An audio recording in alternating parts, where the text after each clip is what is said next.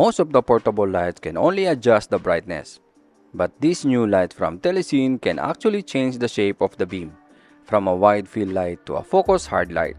I also tested it with my DJI Osmo Pocket 3 to see whether it can improve a compact vlogging setup. This is the new TELESIN Aura Zoom Field Light. TELESIN sent me this unit for review, but everything in this video is based on my personal experience. Let's check it out.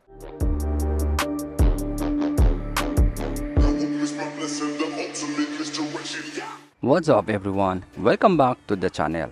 This is Rafi Samstil. At the first glance, the Aura Zoom Field Light looks like a normal portable phone light. But this main feature is just adjustable optical zoom rig.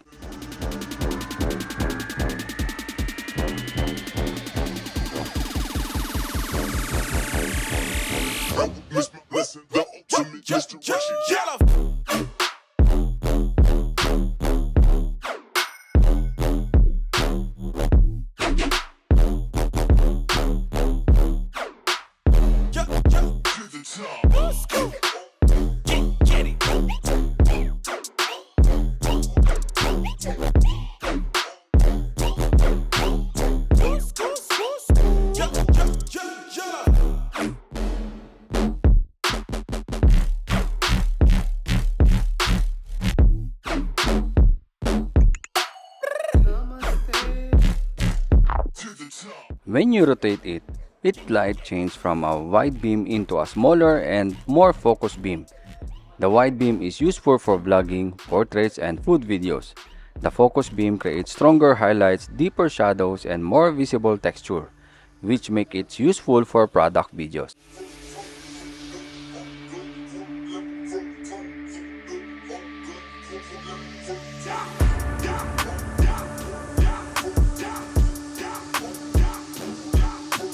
The design is compact and has a modern industrial look.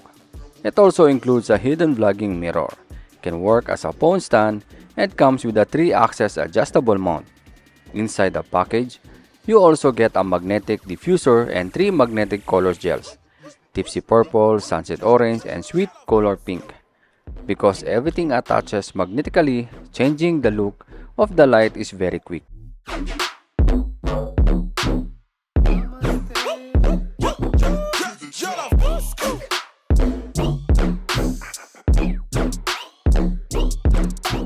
For portraits and vlogging, the focus beam may be too harsh. That is where the magnetic diffuser becomes useful.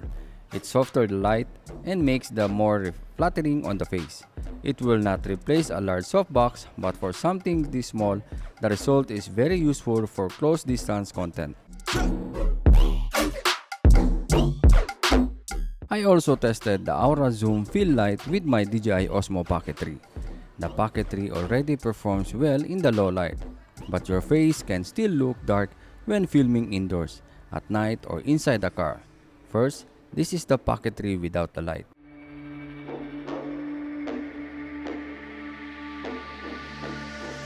The light has adjustable color temperature from 2500 Kelvin to 6500 Kelvin, so you can match warm indoor lighting or cooler daylight. It has a 5-watt output and can reach up to 1000 lux in turbo mode. Because it's a compact light, it's performs best when placed close to your subject.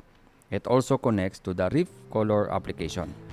One feature is a AF focus tracking, which is designed to help maintain consistent brightness when the subject moves closer to the farther away from the camera. My breath, but the dust is hard to breathe. How many hours since I last saw your face? It's been a long night just waiting for the light, but it feels like days. It's all behind. All I know. The Aura has a built-in 600 mAh battery and support pass-through charging. This means you can continue using it while connected to a power bank or USB charger, which is helpful for longer live stream or recording session. After testing the TELESIN Aura Zoom Field Light, I think its strongest feature is versatility. The wide beam and diffuser are useful for vlogging and portraits. The focus beam is excellent for revealing product textures, reflection, and small details.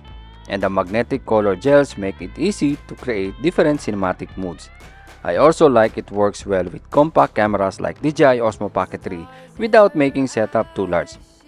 It will not replace a professional studio light, but for mobile creators, vloggers, and product reviewers, this can be very useful pocket-sized lighting tool. Thank you again for TELESIN for sending me this unit. It's all behind. All I know.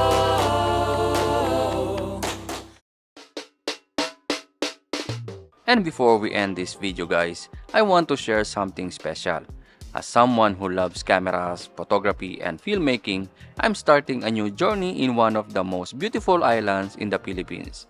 Introducing Siquijor Camera House, a camera rental service made for travelers, vloggers, and creators visiting Siquijor. Soon you can rent cameras, lenses, and creator tools, from simple travel cameras, vlogging setup, up to cinematic creator packages. So even if you travel without bringing your own gear, you can still capture amazing memories, because when you visit a beautiful place like Siquijor, don't just explore the island. Capture your story. Our rental service is coming soon, so please support us by liking and following our official Facebook page, Siquijor Camera House. Be part of our journey from the beginning. Rent, shoot, and explore.